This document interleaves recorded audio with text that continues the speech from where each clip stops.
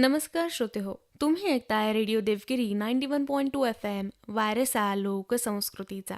श्रोते हो, आजचा दिवस आपल्या सर्वांसाठी अत्यंत खास आहे, कारण आज आहे महाराष्ट्र कृषी दिन. या कृषी दिनाचं औचित्य साधून आत्मा छत्रपती संभाजीनगर यांच्या सहकार्याने आज आम्ही तुमच्यासाठी घेऊन आलो आहोत एक विशेष मुलाखत. शेती, शेतकरी आणि आधुनिक कृषी क्षेत्राची बदलती वाटचाल या अत्यंत महत्त्वाच्या विषयावर आज आपण संवाद साधणार आहोत छत्रपती संभाजीनगर जिल्ह्याचे माननीय जिल्हाधिकारी श्री विनायक गौडा GC यांच्यासोबत. श्रोते हो, ही महत्त्वपूर्ण मुलाखत घेणार आहेत आपले ज्येष्ठ पत्रकार आणि सुप्रसिद्ध लेखक श्री दत्ता जोशी. चला तर मग जास्त वेळ न घेता थेट जाऊयात या विशेष मुलाखतीकडे. श्रोते हो, नमस्कार. कृषी संवादमध्ये आपलं स्वागत आहे. आज महाराष्ट्राचा कृषी दिन, माजी मुख्यमंत्री माननीय वसंतराव नाईक यांचा हा जन्मदिन. या कृषी दिनाच्या निमित्तानं कृषी आधारित विषयावरती हा एक संवाद आज आपण करतोय. यंदा पावसानं थोडी ओढ दिली आहे. शेतीमध्ये नवीन तंत्रज्ञान येत आहे, त्यामुळे शेतीचं स्वरूप बदलत चाललं आहे. शेतकऱ्यांच्या मनात अनेक प्रश्नही आहेत आणि या सगळ्या प्रश्नांच्या, या आव्हानांच्यावरती चर्चा करण्याच्या दृष्टीनं, भविष्याची दिशा समजून घेण्याच्या दृष्टीनं आज एक विशेष अतिथी आपल्यासोबत आहेत. त्यांच्याशी आपण चर्चा करणार आहोत. हे आहेत छत्रपती संभाजीनगरचे जिल्हाधिकारी माननीय Vinayak Gowda GC sir. Sir, आपलं या कार्यक्रमात स्वागत आहे. या निमित्ताने रेडिओ देवगिरीवरती आपण आलात, आपला वेळ देताय, त्याबद्दल सुरुवातीलाच मी आपले आभार मानतो. धन्यवाद. इथे आल्याबद्दल मला आनंद आहे आणि आजचा जो कृषी दिन म्हणून साजरा केले जात आहे तो त्याच्याबद्दल शेतकऱ्यांची संवादन त्यांच्यापर्यंत पोहोचण्यासाठी आजचा हा उपक्रम केल्याबद्दल आपल्याला पण मी धन्यवाद देतो. धन्यवाद सर, छान वाटलं. सर, यंदा पाऊस तसा उशिरा सुरू झाला आहे. म्हणजे तुम्हाला प्रश्न विचारण्याचं महत्त्वाचं कारण असं आहे की शेवटी हा सगळा विषय कुठंतरी प्रशासनाच्या समोर येतो. पाऊस उशिरा सुरू झाला आहे, पर्जन्यमान यंदा कमी राहील अशी एक शक्यता बऱ्याच तज्ज्ञांनी वर्तवलेली आहे. आपली सगळी अर्थव्यवस्था तशा अर्थानं शेती आधारित आहे. म्हणजे जर शेती व्यवस्थित पिकली नाही तर पुढचं पूर्ण वर्षभर सगळ्याच प्रकारचे व्यवहार मंदावतात. ऑटोमोटिव्हचं क्षेत्र खाली येतं, अन्य सगळी क्षेत्रच तसं एक मंदीचं सावट यायला लागतं.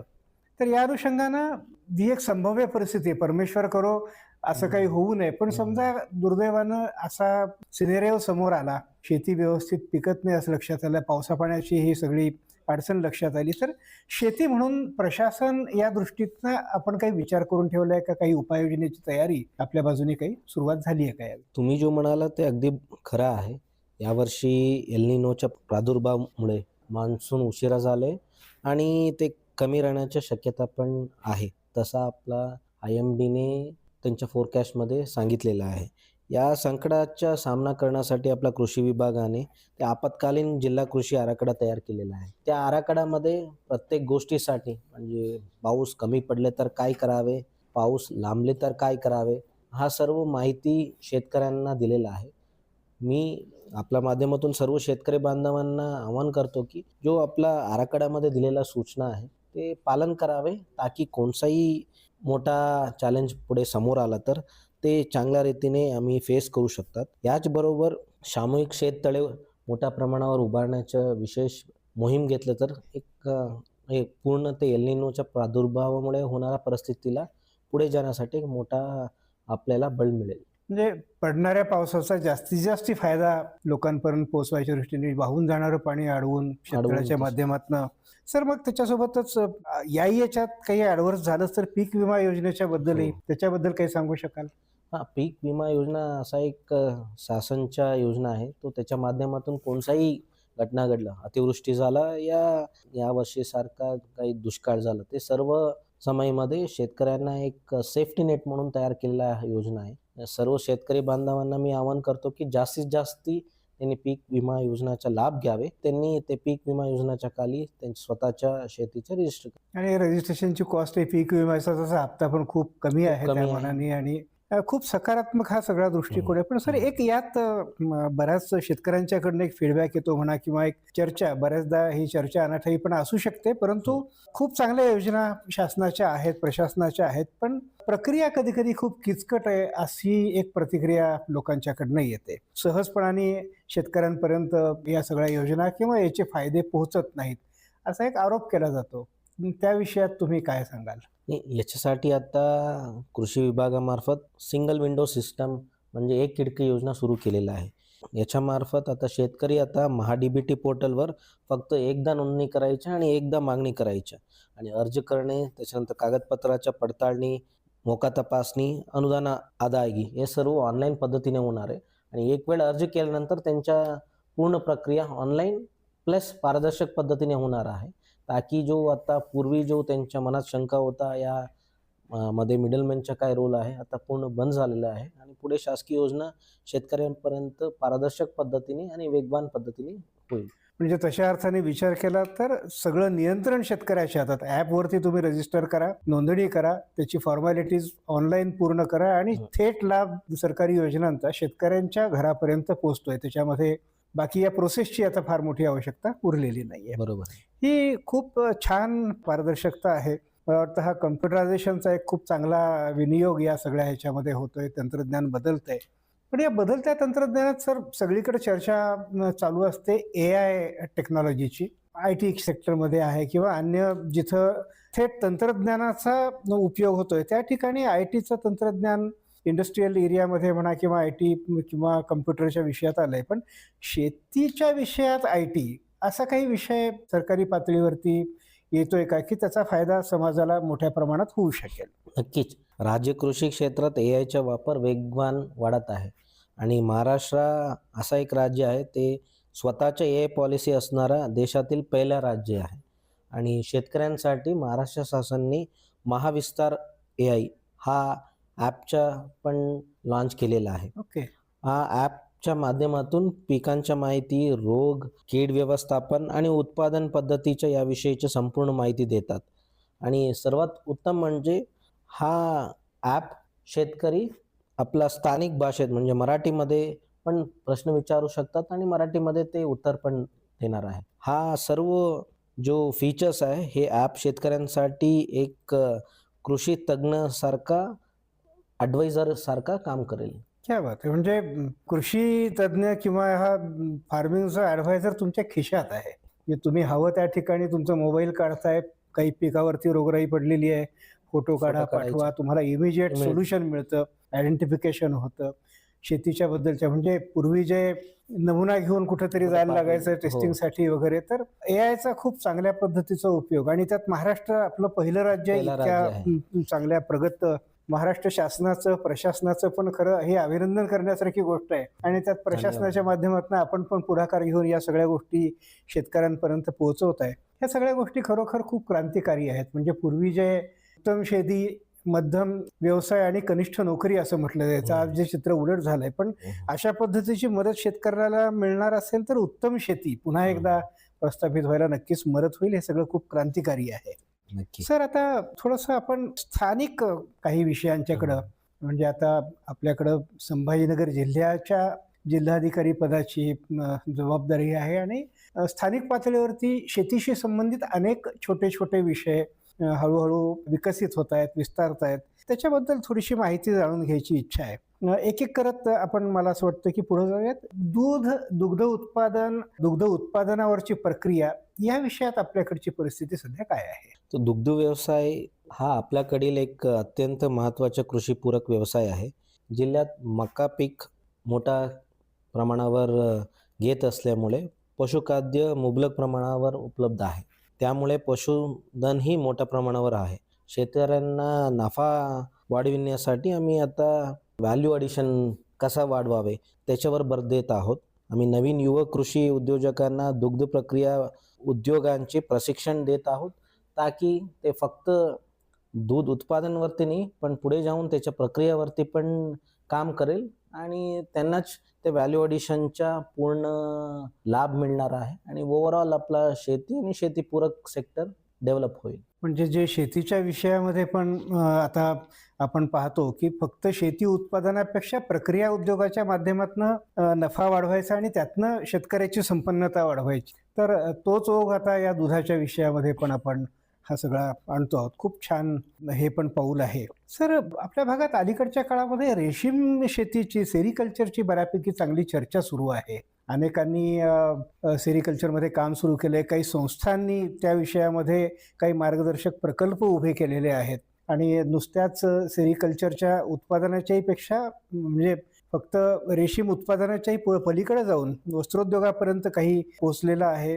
अशी चर्चा आहे. जर याच्याबद्दल काही विस्ताराने सांगू शकाल? हा व्यवसाय जिल्ह्यात वेगाने वाढत आहे. छत्रपती संभाजीनगर जिल्ह्यात आता अंडीपुंज निर्मितीपासून ते रेशीम कापड निर्मितीपर्यंत सर्व सुविधा उपलब्ध झाल्या आहे. आपला संभाजीनगर जिल्ह्यामध्ये पैठण हा शहर पूर्वीपासून पारंपरिक पैठण साड्यांसाठी जगप्रसिद्ध आहे. आता जिल्ह्यात उच्च दर्जाच्या रेशीम धागा उपलब्ध झाल्याने येथील विणकरांना चांगला कच्चा माल आणि रेशीम उत्पादक शेतकऱ्यांना हक्काच्या मोठी बाजारपेठ मिळत आहे. हा एकंदरीत मार्केट जो आहे आपल्या जिल्ह्यात वेगाने डेव्हलप होत आहे. याच्यामुळे आपला सेरिकल्चर आणि त्याच्या निगडीत जो टेक्स्टाईल आहे आणि त्याच्यामध्ये सुद्धा स्पेसिफिकली आपला पैठण साड्यांचा जो व्यवसाय आहे तो त्याला पण याच्यामुळे एक बूस्ट मिळालेला आहे. याला धरून सर एक सहज या चर्चेतनं नव्याने माझ्या डोळ्यासमोर आलेला एक हे असं आहे की कोशाचं उत्पादन झालं, रेशीमचा धागा मिळाला, ती मिळाली, सगळी झाली,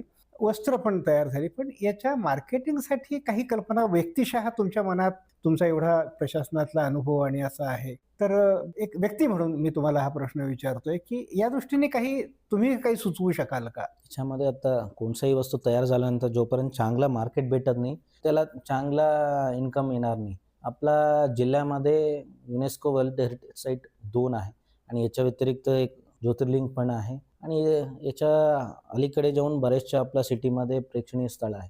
तो जो मोठा ठिकाणी आहे ते टुरिझम डेव्हलपमेंट करताना तिकडे सोव्हिनिर शॉप जो ठेवण्याची एक कल्पना आहे, तो त्याच्या माध्यमातून स्थानिक जो आर्टिफॅक्ट्स आहे, स्थानिक आर्टिसन्स आहे आणि यासारखा लोकली प्रोड्यूस केलेला एक स्पेशल आयटम आहे. पैठणच्या साडी असू द्या या इतर गोष्टी असू द्या, जुनी परंपरा असणारा ते आर्टिफॅक्ट्स आहे, तो ठेवण्याची एक संकल्पना आहे ताकी त्यांना लोकल एक मार्केट उपलब्ध होऊन जाईल आणि बाहेरच्या येणाऱ्यांना एक फक्त ते टुरिस्ट या प्रेक्षणीय स्थळ पाहिल्यानंतर एक सोविनूर म्हणून काहीतरी घेऊन जाता येतील. तो यासारखा एक सांगड घालून एक तो टेक्स्टाईल पैठण साडीला प्रोत्साहन देण्याचे नियोजन आहे.